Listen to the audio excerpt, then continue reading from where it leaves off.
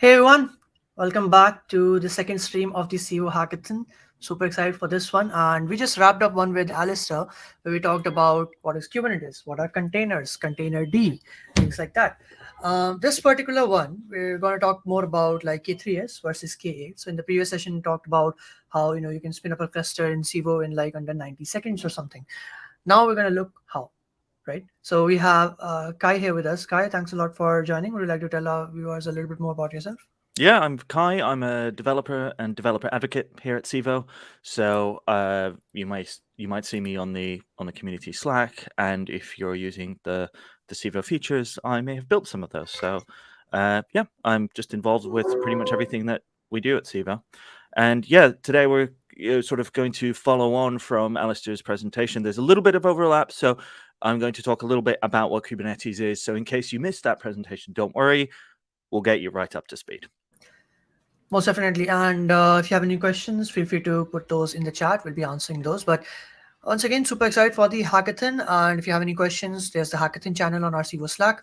Make sure you check it out. Every single information is already available on the dev post page. All the links can be found in the description. Let's get started. I believe you can see the screen now. Yep. Yep. Yeah, we're going to be talking about K8s and K3s. So K8s being a shortening of Kubernetes because there's 8 letters between the K and the S, and K3s just being shorter. Uh, as Rancher Labs says, it's 5 less than K8s. So we're going to come to what all of that means in a minute, but let's just start with like a little bit of history. So servers used to be like the thing on the left, right? First, there were big machines that ran the internet, and you would have all your things. If you access www.mysite.com, that's what might have responded, right? And then there were racks of machines that did all of that faster and more efficiently, which is the thing on the right. And those are actually the racks that have the Wikipedia pages on them. So the idea was that let's put more into the same space and run things more efficiently. And then we got virtual machines. And virtualization is taking the whole structure of the computer itself and abstracting away the fact that it's not a full computer. So the operating system thinks it's running on a full computer, but really all you're doing is virtualizing that away. And the idea is that you can pack more specialized single role sort of computers into one thing and make sure that the processors and all the components are being used most efficiently. And each virtual machine can exist independently of the others. And this is kind of what allows the cloud to exist. So you don't need to have a particular named computer somewhere that lives in a data center or whatever. You can just say, I want a computer or a server or whatever to be running, and it can be spun up anywhere. And as long as you know how to access it, then you don't care where it actually lives, right? And then the next big thing is containerization, right? So you can see the difference between containerization and virtual machines here. The main thing is that they're both abstracting away the one-to-one relationship that I was talking about, where the machine is a single thing, and then that machine runs your entire application or your website or your whatever on top of an operating system and then responds to requests, right? So where a virtual machine is a whole operating system running the sort of binaries, all the programs, all the libraries that it needs to run your app. A container is something even smaller and self-contained, right? So container is a self-contained package of software that contains everything it needs to run and only it needs to run, right? So ideally you have nothing other than what the containerized piece of software requires.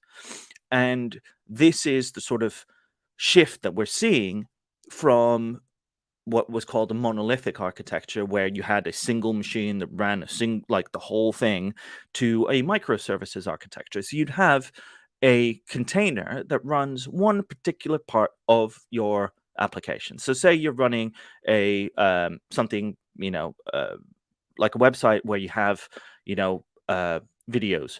And so one part of your website will be the front end where you actually go and click through to the videos like you do on YouTube, right? So you'd have that in a container, and you'd have the actual video encoding in another one, and decode, so you'd have all of these things running separately, which means that you can make incremental changes to the individual component, and they're quick to deploy because they're smaller. So instead of downloading and installing a whole new operating system and then rebuilding your entire application, you can just layer up the bits and change, where you need them. And the other advantage is obviously that you can replicate these. So a container is a container is a container, right? They're interchangeable and they're identical to each other. So if I download the container X version 1.0 for AMD processors, that's exactly what that is going to be every single time, right? There's no question about whether it's going to run or not, right? But then containers are great because you can update them easily, you can run them anywhere, they're always the same, right? But like I said, we've moved away from the one box running everything, right? So what if you have loads of containers, right? And what if you need to update one of those things, right? That's where you need something to manage that whole web of interconnections and sort of pieces of software that you're running. And especially since these can be running thousands of miles away in some data center that you're never actually going to see, right? Or what if you get an environment where you suddenly experience a sudden spike in demand? How do you scale up so that you no longer get that thing of like service non-responsive error 400 or whatever, that you instead are able to serve all of those requests, right? So the solution to that is to have a system on top of your containers or at the bottom, depending on how you're thinking about it, to manage and control them, right? So these are what we call container systems orchestrators. And Kubernetes is a container orchestrator system, right? And Kubernetes lets you manage the application lifecycle. So you can update versions of different containers. You can configure how the different parts of the application talk to each other. You can add more capacity in a particular part that requires it. So that, let's say that you're experiencing a lot more website loads, but your database can handle it fine. So you can scale up the components of, the running in your on the web side of things, but then have the other bits, which means that you don't need to scale linearly, right? So you can scale in terms of what you need to scale, and that can save you money, right? But Kubernetes is also complex. So this is the overview, a simplified overview of a Kubernetes cluster in a visual form, right? And this, if you add Kubernetes on top of your sort of virtual machine infrastructure, but below your application management, which is your containers, that's another layer of complexity, right? But what you effectively get with Kubernetes is you run things in what are called clusters. And the cluster is composed of the control plane, which contains the Kubernetes API server, the data store, the scheduler to assign sort of jobs to the various nodes. The nodes are virtual machines most commonly, which then actually run your applications. And then the nodes themselves, which run your workloads, they run something called a kubelet. And our colleague David from Civo called it the beating heart of the Kubernetes sort of node. That's the thing that sort of reports back to the control plane, and also manages the things that are running within that node. And so these things are called pods, and each pod runs sort of containers, right? So this is sort of going down in sort of scale. So you can see that there's a lot going on here, and each of these parts is configurable, right? So you might want to configure the way that node A communicates with node B, but also need to configure the way that node A then communicates to the outside world, while making sure that node B has no communication directly to the outside world, because there's no need for it to do that, right? So what if you had something that sort of made some of those decisions for you, right? And this is why K3s comes in. So if K8s is full Kubernetes in, the whole shebang, like I was showing here, where you've got, all these components that are each individually configurable. What if you had something that kind of made some decisions for you. So this is where K3s comes in, and it was originally made by a company called Rancher Labs, and they're now part of SUSE, but it's essentially a simplified version of Kubernetes. So the way that I guess I'd sort of talk about this is kind of, if you have Linux distributions, you have ones where you can absolutely configure everything and you have full control over what you're running, and you could, make it do exactly what you need to do. But not everybody wants to do that. A lot of people are very happy running Ubuntu, which is like a general purpose distribution that it knows how things work together in a really nice way, and it works for most situations. K3s is a little bit like that, and the way that instead of running each of those Kubernetes components individually, it runs the cluster as two distinct processes. So there's a K3s server, which runs the Kubernetes API server, the scheduler and controller manager, as well as the data store, which is the sort of the control plane side of things. So I'm just going to jump back here. So that's the left-hand side of this part where it says control plane. So that's the K3s server process. So instead of having each of those things running as separate components, it sort of bundles them together into a single thing. And then it communicates with the K3s agent. And the agent is kind of the worker node side of things. Excuse me. And that's the one that runs the kubelet, which manages the pods through a runtime, in this case Containerd, which if you watch the stream with Alistair, you heard about Containerd. There's a kube proxy, which then sort of handles networking, and it builds a tunnel to the K3s server component. And the key thing here is that these can run on separate machines, whether they're physical machines or virtual machines, or in a single thing. If you're running K8s, the control plane is the control plane, right? In this case, you can run the whole shebang in a single sort of node. The other big difference to K8s is that K3s also makes a lot of the configuration architecture decisions for you based on the most open standards. So they're not trying to be vendor specific, and I'm going to talk about this in a minute. But they sort of they've made some decisions for you that, if you see where it says on the left-hand side where it says SQLite, so by default, instead of using etcd, which is a key value store, data store for the Kubernetes control plane node, K3s defaults to SQLite, which is lighter weight. It also defaults to Flannel for intra-cluster networking, and it defaults to Containerd as the sort of container runtime. So it makes some of these configuration decisions for you, and they are proven to work within this architecture, which means that you most likely don't even have to worry about them. And that's a key thing, because you've already got enough to think about when you're building your applications and putting them on Kubernetes, right?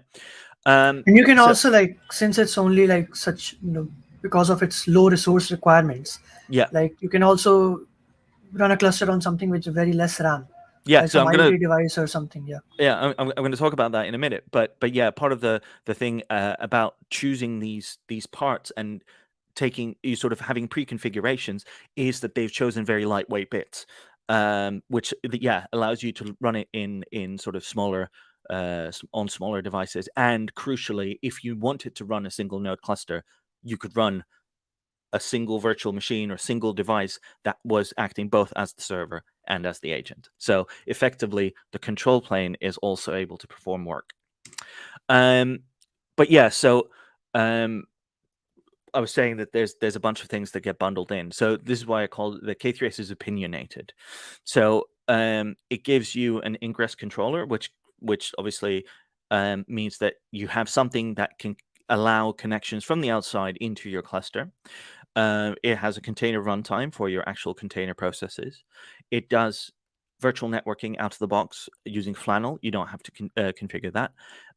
The the service discovery. So how do the various pods know what they're doing and where they are? That's done through a service called Core DNS, which gets started automatically.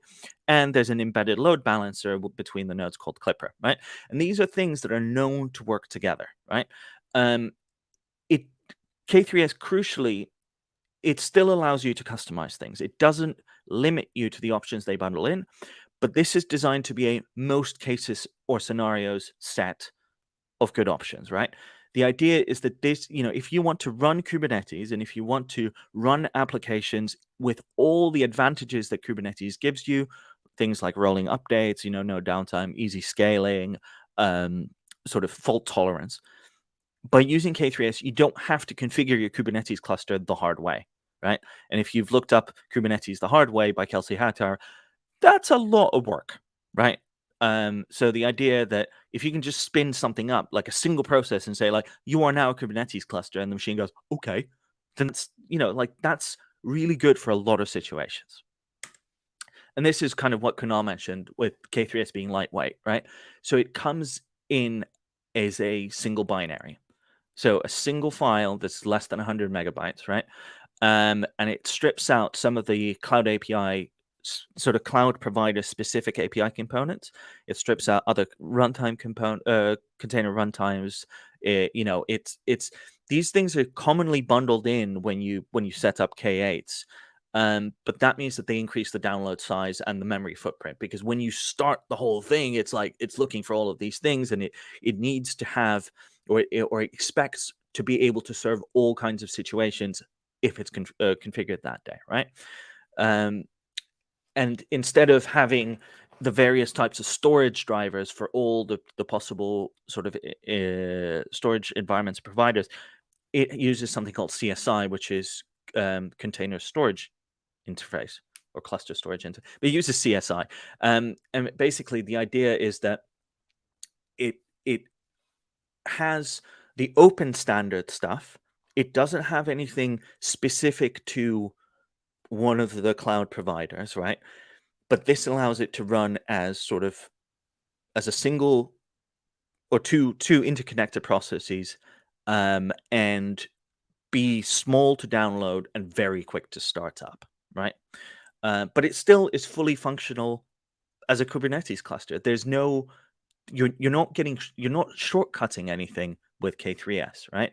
The idea is that K3s is fully CNCF compliant, which means the CNCF being the Cloud Native Computing Foundation. They're the people who are sort of the kind of the guardians of the Kubernetes world. K3s implements all of that. It just makes decisions on, like, you know what? I'm not going to run with the Google Cloud specific components.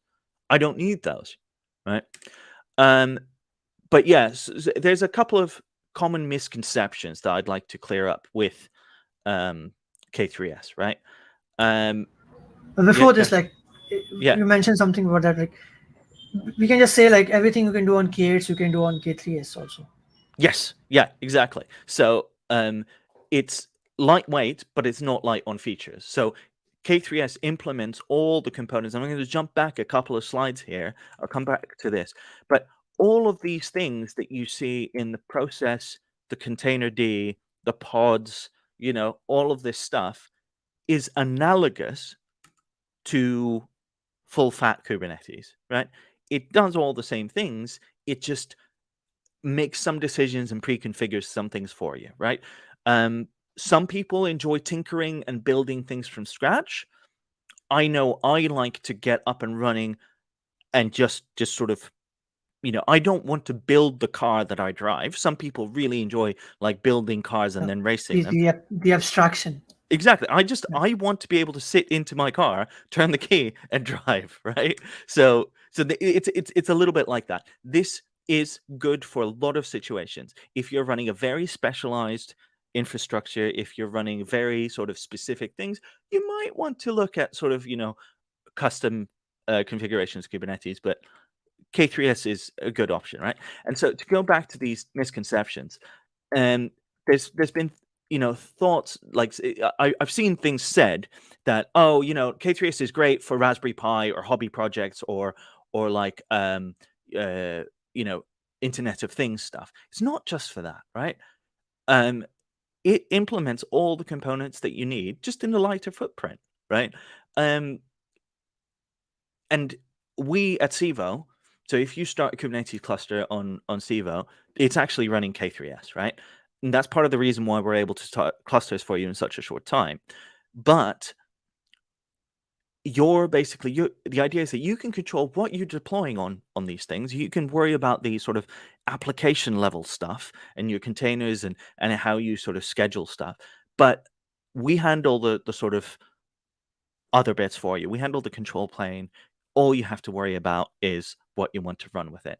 And yeah, just to reiterate that bit that Kunal said, anything that you can run on Kubernetes, as in K8s, you can run on K3s too.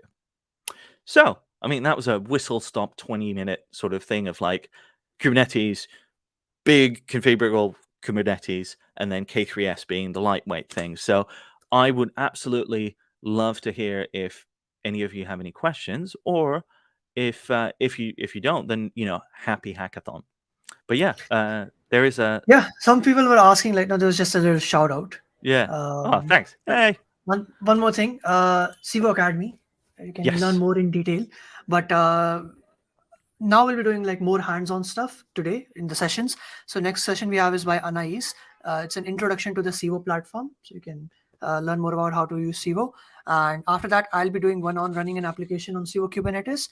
And then Sanyam will be doing one on introduction to Kubernetes monitoring, which is also one of our sponsor prizes, like best use of monitoring. So Sanyam will be doing one on that. And we are always happy to answer any questions in the Slack channel, but we're getting quite a few over here as well. Let's see what we have on the screen. So what sort of scale can K3s handle until we need K8s? Or can we scale K3s?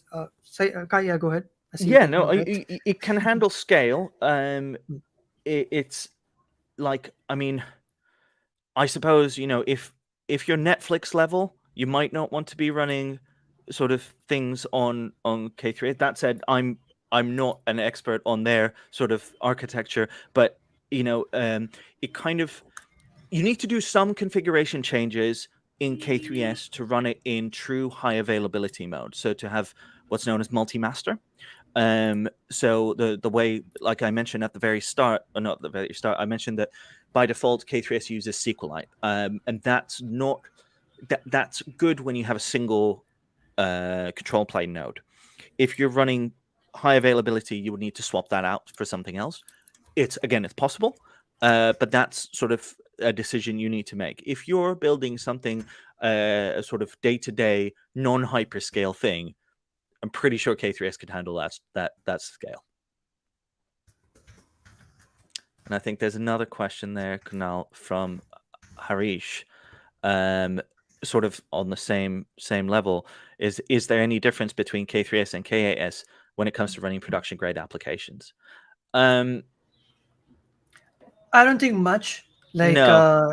you can't. I mean, you Civo people use Civo for production, right? Mhm. So you can definitely use it. But Yeah, Kai, you were adding something on that. it's just if you want to configure high availability multi-master sort of architecture for your cluster, you would need to sort of wade into it a little bit with K3s. It out of the box, it it is production grade capable. Again, it depends on your scale, right? If you're looking at millions of queries per second, some of the embedded components in K3s you might want to swap out for other things, but I can think of a dozen companies that have that scale, so I don't think there's much difference, to be honest. Yeah, awesome. Cool. This is what, like, point like I was talking. Let me know your views as well. Like with many hyperscalers and startups, like with startups, for example, like what all these things these hyperscalers offer, you don't need you don't need NLP. You don't need all these extra, like the things that they offer. It's all only making things more complicated. So to sum up, what I'm trying to say is you don't always need like a hyperscaler. Is what I'm saying. Like, yeah, not just Civo. There's so many other companies out there. Like, with, there's one that specifically just focuses on the object storage stuff. I think Wasabi or something. So like Yeah. AWS costs a lot, and you can use ours for object storage or whatever. Yeah, and But yeah. it's going to be compatible with Mm, S3, which is now the sort of standard storage service, right? mm, But like, yeah, there's bits that you don't necessarily need from the main thing that you can go for a specialist sort of thing. yeah. I think there's one more question of Plus, transparent pricing is like important. yes. So When what we're trying in to do terms with of like, Civo yeah, in is hyperscaler, you might have seen so many times like bill jumps up and down and up and down, like so many and things yeah, like you're that suddenly being unexpectedly. you're exactly Yeah. you're getting billed for something that's how would I say it, like, oh, I didn't know I was even running that, Mm, whereas the idea with us at Civo is that you start a cluster and you know how mm. many nodes of that cluster you're running, what size those nodes are, you're being billed by the hour for those nodes. That's it's um um yeah. So this question from Martin, experiment with K3s and SUSE Linux, are we able to link nodes in via Civo in the future? So one way that you could do this is there's an app called Rancher, which is obviously by Rancher Labs as well, and that's like a Kubernetes management platform thing, and you're able to link nodes from other things as long as they're running K3s. You should be able to get a token and link those in and sort of achieve your dreams with that. The other thing I just kind of wanted to mention, speaking of Rancher, is that the other bit that we have at Civo is the marketplace, and I'm not sure if that's been Yeah, mentioned, Kunal, in the previous streams, but it has. It has. yeah, so you can sort of get up and running with some of the most commonly used Kubernetes applications straight into your cluster, so you don't have to sort of think too much about configuring those things. The idea that we're going for here is less friction, right? Yeah, we want to make it easier for like the developers and stuff to onboard onto K8s without like that much of a complexity. Yeah, Making like simplifying the simplicity, speed, and like transparent pricing. Yeah. yeah. Cool. So if you like see the CEO dashboard, and in the next session we'll talk about that. Just within a few clicks, and also like we can even use a CLI. You can spin up a cluster, manage it, and do all sorts of things. And we'll Oh, also and look into like a infrastructure as code marketplace. tools. So if you Yeah, are a fan of Terraform or whatever, you we can have that. we have that. Awesome. Well, thanks for joining, Kai. We will see you in half an hour at 4 p.m. IST. This is going to be an important session. Anais will walk you through the introduction, give you an introduction to the Civo platform, which is something you'll definitely be using if you're taking part in the hackathon. So yeah, we'll see you there. And after that, at 5 p.m., you'll have me. We'll be seeing how you can run an application on Civo Kubernetes, and then Sayam at after that with an introduction to Kubernetes monitoring. Awesome. Well, Thanks, thanks for everybody. joining, everyone, and looking forward to seeing your projects. Do share about you're taking part in on socials. You can tag us on Twitter, and we'll see you around. And if you have any further questions, you can find us on Slack. Bye.